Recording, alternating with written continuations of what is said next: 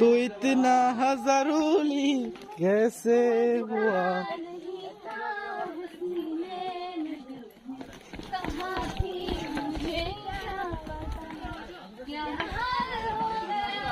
মন্দিরে যাবেন? মন্দিরে তাহলে তো ওরা ঠিক হয়েছে না, বাচ্চা নিয়ে ওরা ঠিক হয়েছে না ভাই, আর অনেক টাইম আছে, ঠিক হয়েছে না এখন ওটা।